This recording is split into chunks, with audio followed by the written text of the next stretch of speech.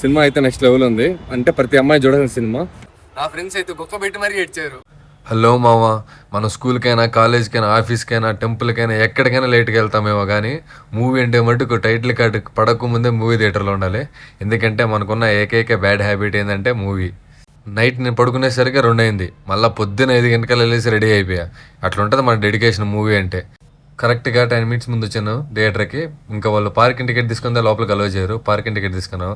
Theatre వచ్చి Marathahalli multiplex. Title card చాలా డీసెంట్గా సింపుల్గా పడింది. అన్ఎక్స్పెక్టెడ్గా టైటిల్ కార్డు పడింది.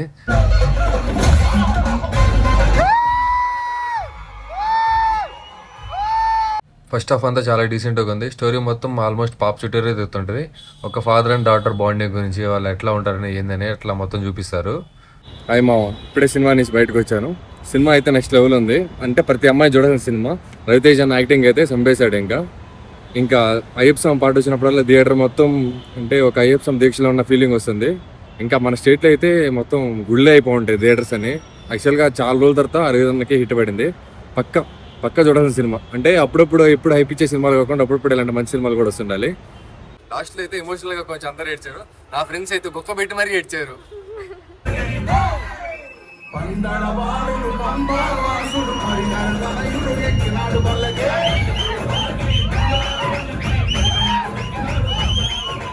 ఇంకోటి వచ్చి నాకేమనిపించిందంటే డిసెంబర్ జనవరి ఆ రేంజ్లో కానీ వచ్చిండే మూవీ ఇంకా హైప్ ఉండేది. ఎందుకంటే ఆ టైంలో నాకు సోమాలు వేసుకుంటారు అందరూ. మళ్ళీ వాళ్ళు ఎందుకు రిలీజ్ చేశారో నాకు తెలియదు. కానీ సరే మామ, నీ అద్భుతం చేత సబ్స్క్రైబ్ చేసుకో.